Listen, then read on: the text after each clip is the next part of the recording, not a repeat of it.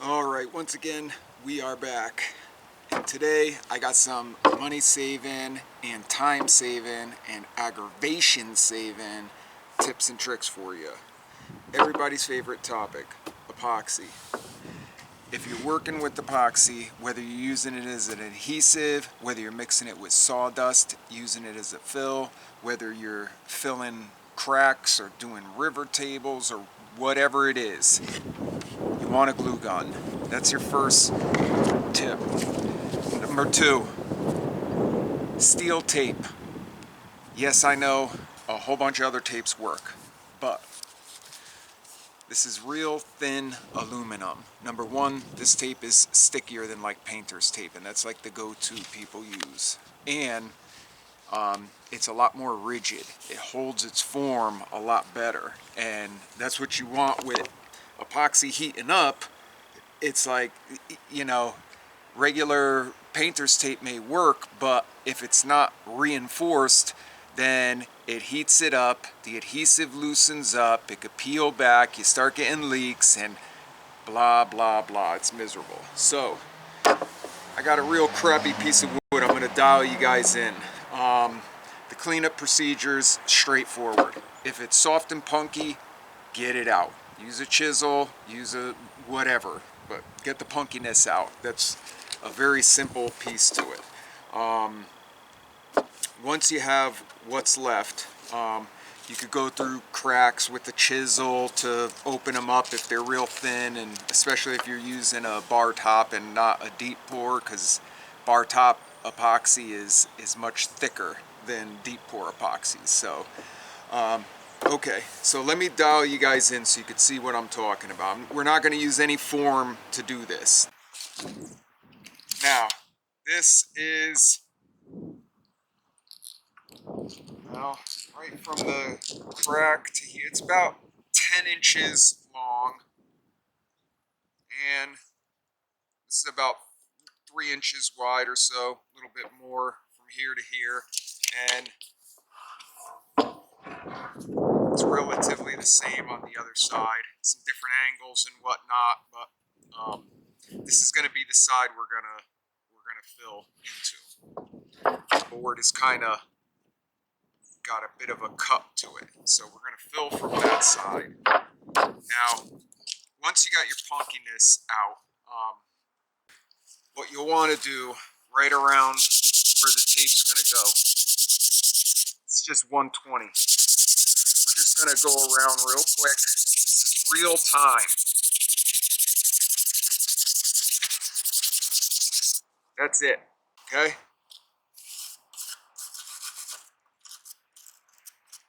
Make sure anything in there that's loose that can start floating around. And this part, you don't have to be super anal about. I'm sure you guys can see some stuff jumping out as I'm doing this, but you don't need to worry a lot about it if you're going to be coloring your resin. So blow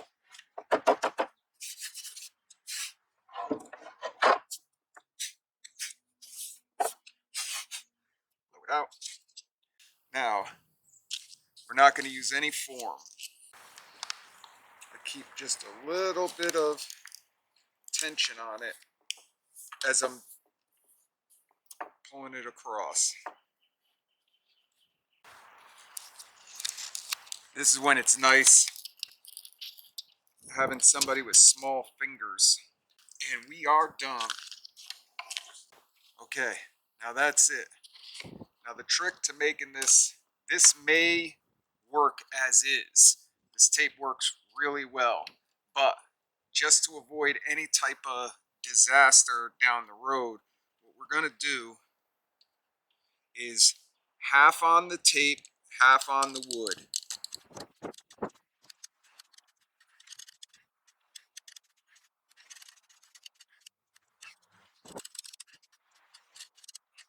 This isn't necessary, but if you had a much bigger hole that you were covering, it's good to work the seams just as a stiffener, because it hardens up and acts as a brace. All right, we're just gonna Try to keep it on camera.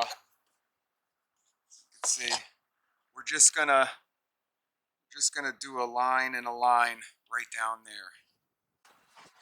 See?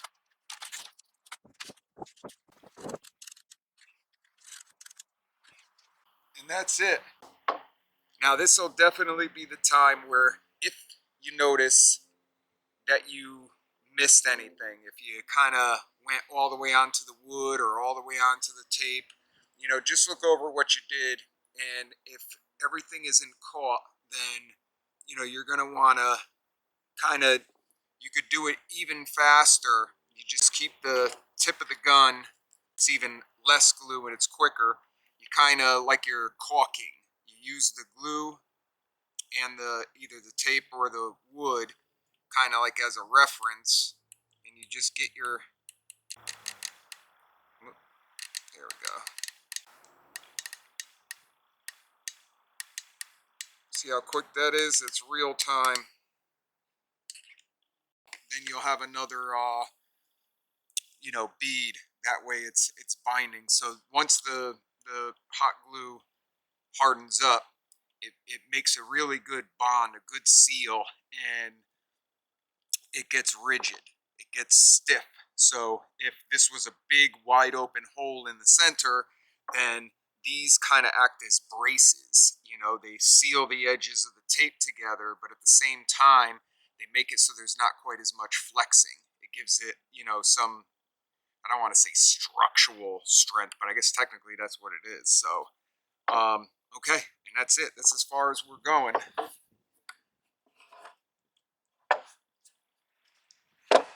Flip that bad boy over.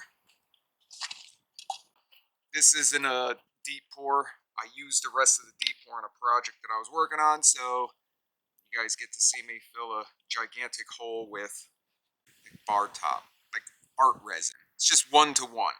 It's not for deep pours. You guys get the point. And always keep a stick in your back pocket.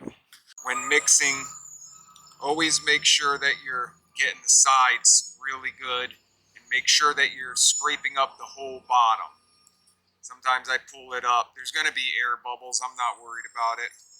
You let it sit. A bunch of the bubbles will come up. Touch it with a torch. When you pour, you're going to touch it with the torch again. So I don't worry about it. Ooh, that's got a lot of bubbles in that bad boy.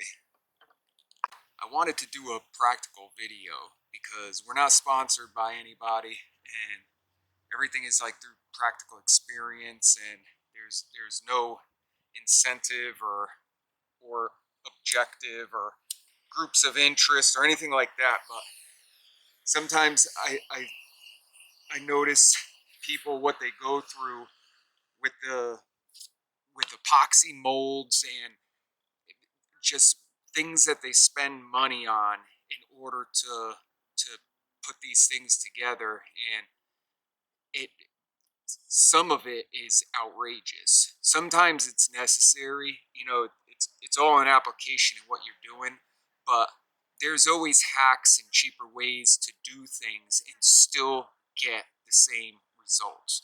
Where you don't have to buy these name brand super expensive products, build these giant molds, waste all kinds of epoxy that you're just going to be cutting out, and blah blah blah. A lot of times it is as easy as tape.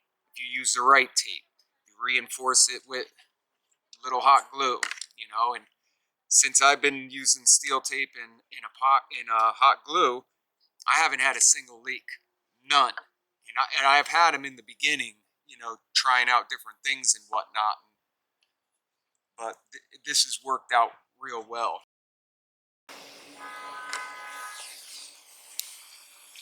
Last time.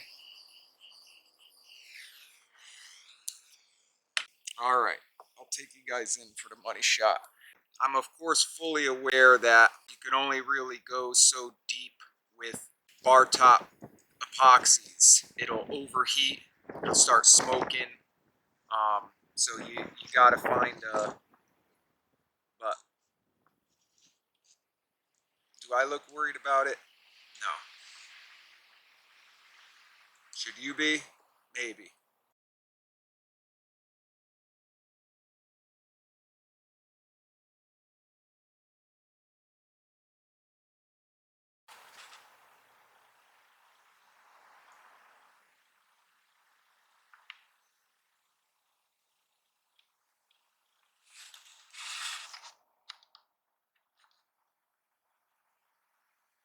Okay, quick follow-up. It's the next morning, and that's what we poured. And not even a hint of a leak. I think you guys get the point. But yeah, so just a quick note on doing such a deep pour in one shot. I've done enough where I know what I could get away with. You typically wouldn't go 1.25 inches with a regular bar top, like a 1-to-1 epoxy. I knew that it was narrow enough, you know, even in some of the wider spots. Couple that with the fact that it's been pretty cold on the East Coast, so I wasn't worried about it, and it was completely fine. So, but just don't assume, if you don't have a lot of experience doing it, that you know you could take regular bar top epoxy and, you know, fill a river or something on a river table, because you will be smoking and cracking and destroying your piece. So, but that's everything. You guys have a good one, and this is Progressive Ideas out. I'll see you on the next one.